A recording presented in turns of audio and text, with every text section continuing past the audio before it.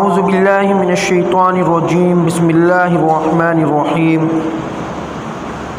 ولا تنكحوا المشركات حتى يؤمن ولأمة مؤمنة خير من مشركة ولو أعجبتكم ولا تنكحوا المشركين حتى يؤمنوا ولعبد مؤمن خير من مشرك ولو أعجبكم أولئك يدعون إلى النار والله يدعو إلى الجنة والمغفرة بإذنه ويبين آياته للناس لعلهم يتذكرون صدق اللہ العظیم۔ اے نوجوان مسلم تدبر بھی کیا تو نے، وہ کیا گردو تھا تو ایک جس کا ہے ٹوٹا ہوا تارا۔ معزز سامعین اکرام اور عزیز ساتھیوں، جن آیت پاک کو آپ حضرات کے سامنے تلاوت کیا گیا، اس آیت پاک کے اندر اللہ تبارک و تعالیٰ نے اس چیز کو بیان فرمایا ہے کہ مسلمان کن عورتوں سے، یعنی مسلمان مرد کن عورتوں سے اور مسلمان عورت کن مردوں سے نکاح کر سکتی ہے اور کن سے ان کا نکاح جائز ہے۔ کیونکہ آج کا معاشرہ ہو یا اس سے پہلے کا زمانہ ہو، دشمن اسلام، دشمن قرآن، دشمن دین نے جو حربہ استعمال کیا ہے، ان کے پاس بس ایک ہی حربہ ہوتا ہے، وہ ہے کہ عورتوں کو اپنے قبضے میں کرنا یا اپنی عورتوں کو دوسرے کے قبضے میں ڈال دینا۔ یہی ان کا حربہ اور لڑائی ہوتی ہے، جس کی وجہ سے اسلام کو گہرا نقصان پہنچ سکتا ہے۔ اور جہاں اسلام کو نقصان پہنچا اور مسلمان مرد اور عورتیں زنا کے اندر ملوث ہوئی، زنا کے اندر گئی، منہ کالا انہوں نے کیا، ان کا ایمان و دین بھی ختم ہو جاتا ہے، اور جو اللہ رب العزت کی طرف سے نصرت آتی ہے، اللہ تبارک و تعالیٰ کی طرف سے مسلمانوں کو جو مدد ملتی ہے، وہ بھی فنا اور ختم ہو جاتی ہے۔ میرے عزیز دوستو، نکاح ایک ایسی زندگی ہے، اللہ تبارک و تعالیٰ نے فرمایا کہ تم عورتوں سے نکاح کرو، ان عورتوں سے جو پاکیزہ ہو۔ اللہ رب العزت خود فرماتے ہیں جو لوگ نیک ہوتے ہیں اللہ تعالیٰ ان کو نیک عورتیں نصیب فرماتے ہیں، جو لوگ خبیث اور بد ہوتے ہیں، برے ہوتے ہیں، ذلیل ہوتے ہیں، اللہ تعالیٰ ان کو ذلیل عورتیں ہی دیتے ہیں۔ عزیز دوستو، نکاح ایک بہترین زندگی ہے۔ اب اس نکاح کو اللہ تعالیٰ نے یہ بھی بیان فرمایا تمہیں کن عورتوں سے کرنا ہے، اور عورتوں کو بھی بیان فرمایا تمہیں کن مردوں سے نکاح کرنا ہے۔ یہ نہیں ہر آدمی کے آنگن میں آ کر الجھ جائے، یا ہر آدمی ہر عورت کے آنگن میں آ کر اپنے آپ کو الجھا لے، پھر زندگی اور آخرت دونوں برباد ہو۔ یہ اسلام، یہ مذہب دین، یہ قرآن، یہ شریعت، نبی پاک صلی اللہ علیہ وسلم کا لایا ہوا دین، اس نے عورت کو جو مقام، جو عزت دی ہے، اس کے علاوہ کسی بھی مذہب نے، کسی بھی دین نے، کسی بھی دھرم کے ماننے والے لوگوں نے وہ عزت اور وہ مقام نہیں دیا۔ سب جانتے ہیں عورتوں کا کیا مقام تھا، تاریخ بھری پڑی ہے، ایک ایک آدمی 10 عورتیں رکھا کرتا تھا۔ تاریخ میں لکھا ہے ایک ایک مرد پر، ایک ایک راجہ پر، ایک ایک بادشاہ کے ماتحت ہزار عورتیں ہوتی تھی۔ کس کا وہ حق ادا کرے گا، کس سے وہ بات کرے گا، کس عورت کی وہ ضرورت پوری کرے گا، اس کو خود پتہ نہیں ہوتا تھا۔ اللہ کے رسول صلی اللہ علیہ وسلم کی تعلیمات آئی اور اللہ کے رسول نے حدود متعین کیا اور عورت کو عزت دی۔ عورت کو پیدا ہونے سے پہلے مار دیا کرتے تھے، پیدا ہونے کے بعد زندہ درگور کر دیتے۔ اللہ تعالیٰ نے فرمایا وَإِذَا الْمَوْءُودَةُ سُئِلَتْ بِأَيِّ ذَنبٍ قُتِلَتْ، کہ جو عورتوں کو زندہ درگور کر دیتے ہیں، مار دیتے ہیں، کل قیامت کے دن ہم ان سے سوال کریں گے اور پوچھیں گے تم نے کس بنا پر، کس گناہ میں، کس جرم میں فلاں لڑکی کو، فلاں عورت کو زندہ درگور کیا ہے اور مارا ہے۔ اسی کو حفیظ جلندری نے کہا ہے گرجن بیٹھتی کوئی دختر تقدیر کی ہٹی، چھچوندر سے بری معلوم ہوتی انہیں بیٹی۔ یہ حال ان کا تھا کہ بیٹی ادھر جنم لیتی تھی ادھر مار دیا کرتی تھی، لیکن اللہ رب العزت نے اس عورت کو مقام دیا، اللہ نے عزت دی، اللہ نے مقام دیا اور بتایا کہ تمہیں کیسے مردوں کو جو حق مرد کا ہے وہی حق عورت کا ہے۔ اللہ فرماتے ہیں کوئی مشرک مرد کسی مشرک عورت سے نکاح نہ کرے، اور اسی طرح اس کا الٹا فرماتے ہیں کوئی ولا تنکحوا المشرکات حتی یؤمن، کوئی مومن مرد کسی مشرک عورت سے نکاح نہ کرے یہاں تک کہ وہ مشرک عورت مسلمان ہو جائے۔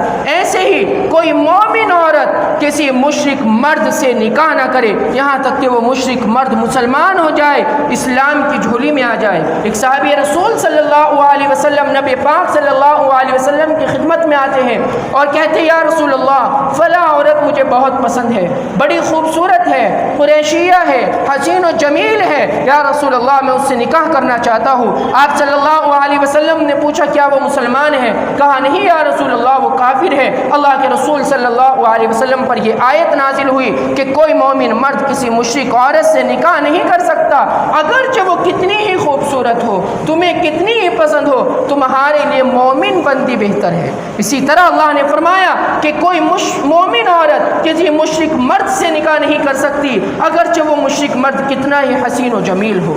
عزیز دوستو، آج ہم حالات کی طرف نظر ڈالیں، آج ہم اپنے معاشرے کی طرف نظر ڈالیں۔ اسی لیے کہا کرتا ہوں مسلمانوں سنبھل جاؤ، سنبھل جانے کا وقت آیا، بہت سوئے ہوئے ہو تم، اب ذرا ہوش میں آنے کا وقت آیا۔ یاد رکھنا اگر ہم نے اپنے آپ کو اور اپنے بچوں کو اور اپنی بچیوں کے دین، اسلام اور ایمان کی حفاظت نہیں کی تو آج اغیار دشمن اسلام، ہمارے دشمن اسلام کو برباد کرنے والے لوگ اس نہتے میں ہیں کہ ہماری بچیوں کو اپنے گھر کی بہویں بنائے اور ان کے مومن پیٹ سے جو مومنہ سے پیدا ہوئی ان سے کافر بچے پیدا کرے اور ان کو کفر کے اندر دھکیل دے۔ اللہ تعالیٰ یہی فرماتے ہیں اولئک یدعون الی النار، یہ کافر لوگ جو ہے، یہ مشرک لوگ جو ہے، یہ بت پرست جو لوگ ہیں، یہ عیسائی اور یہودی خود تو جہنم میں جا ہی گئی، تمہیں بھی جہنم کی طرف بلا رہے ہیں۔ مسلمانوں اپنی بچیوں کو، اپنی بیٹیوں کی حفاظت کی ذمہ داری ہر مسلمان والدین کی ہے۔ اللہ خود فرماتے ہیں یا ایھا الذین آمنوا قوا انفسکم واہلیکم نارا، اے ایمان والو تم اپنے آپ کو بھی بچا لو اور اپنے گھر والوں کو بھی جہنم سے بچا لو۔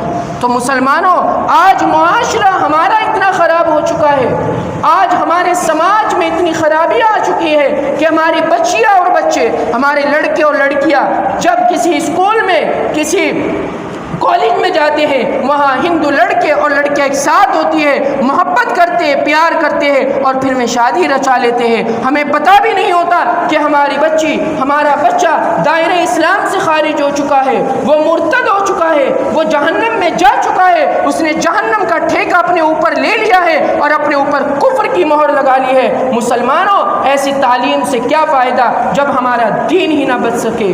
ایسے تعلیم سے، ہماری ایسی فیشن پرستی سے، ہمارے ایسے ماحول سے جس کو ہم آج ایک نیا ماحول سمجھ رہے ہیں۔ میرے دوستو مسلمانوں تم تو وہ تھے کہ تم نے لوگوں کو مسلمان بنایا ہے، تمہارا طریقہ دیکھ کر مسلمانوں اغیار مسلمان ہوئے ہیں، تمہارا انداز دیکھ کر، تمہاری اخلاق اور تہذیب دیکھ کر، ہمارا طریقہ اور انداز قرآن، قانون قرآن دیکھ کر اغیار لوگ آغوش اسلام میں آئے ہیں۔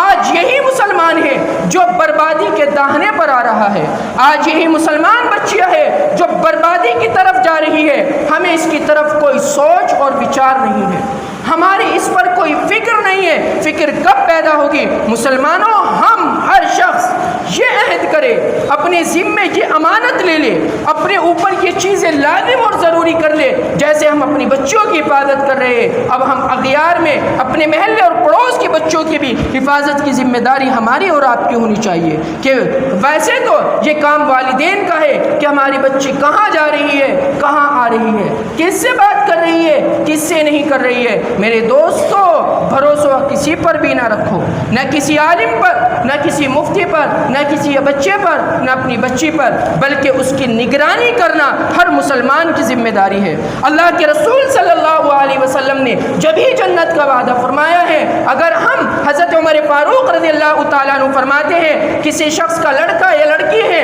اس کے ماتحت وہ لڑکا اور لڑکی رہتی ہے، خدا نخواستہ وہ زنا کے اندر مشغول ہو جائے، کسی برائی کے اندر مشغول ہو جائے، یہ نہ سمجھے وہ والدین یا وہ بڑا بھائی، وہ بڑی بہن کہ ہماری جان کل قیامت کے دن بچ جائے گی۔ فرماتے حضرت عمر فاروق جتنا گناہ اس شخص کو کرنے والے کو ہوا، اتنا ہی گناہ ان لوگوں کا ہوگا جو ان کے اوپر ان کے چودھری، ان کے بڑے بنے ہوئے ہیں۔ کیوں؟ کیونکہ انہوں نے ان بچوں کی صحیح نگرانی نہیں کی۔ اللہ کے رسول نے فرمایا جس کے پاس 3 بیٹیاں ہو، اچھی پرورش ان بیٹیوں کی کرے اور اچھی طرح سے ان کا نکاح کر دے، وہ جنت میں جائے گا۔ کب؟ جب پرورش اچھی کرے، ان کی تربیت اچھی کرے، ان کی تعلیم اچھی دے۔ صحابہ نے کہا یا رسول اللہ 2 ہو، کہا اس کا بھی یہی حکم ہے۔ پھر ایک صحابی نے پوچھا یا رسول اللہ اگر کسی کے پاس ایک ہی ہو اب کیا کرے؟ فرماتے اللہ کے رسول اس کا بھی یہی حکم ہے، یعنی اس کو بھی جنت نصیب ہو جائے گی، لیکن سلیقہ شرط ہے ہر ایک امر میں۔ عیب بھی کرنے کے لیے ہنر چاہیے، ان بچیوں کی پرورش اچھی طریقے سے کرے، یہ نہیں کہ نہ ان سے پوچھنا، نہ گچنا، نہ ان کی ضروریات کو پوری کرنا، کہاں جا رہی ہے، کہاں آ رہی ہے، کیسے جا رہی ہے، کیسے آ رہی ہے، تمام کام الٹا ہو رہا ہے۔ عزیز دوستو، نبی پاک صلی اللہ علیہ وسلم کے حکم کی بالکل خلاف ورزی ہو رہی ہے، اور اگر بتایا جائے، نصیحت کی جائے، پھر وہی دشمنی ماحول لیتی۔ کیا حالات آج مسلمانوں۔ میرے عزیز دوستو، ہمیں اپنے پورے معاشرے کو سنبھالنا ہوگا، اپنی تاریخ کو دیکھنا ہوگا، ورنہ ہم یہ نہ سمجھے کہ ہم بچ جائیں گے۔ آج وقت فلاں کا آیا ہے، کل وقت میرا ہے، اگر تم بھی خاموش رہے اگلا وقت آپ کا ہے۔ وہ جیسے اس کا ڈاکٹر نواز دیوبندی کا شعر ہے، پھوس کا چپر جلتے گھر کو دیکھنے والوں، پھوس کا چپر آپ کا ہے، پیچھے پیچھے تیز ہوا ہے، آگے مقدر آپ کا ہے، اس کے قتل پر میں بھی چپ تھا، میرا نمبر اب آیا، میرے قتل پر آپ بھی چپ ہو، اگلا نمبر آپ کا ہے۔ میرے عزیز دوستو، یہ سب چیزیں دیکھنی ہے، یہ نہ سمجھے کہ فلاں کی بچی مرتد ہو گئی، ہماری کون سی ہو رہی ہے۔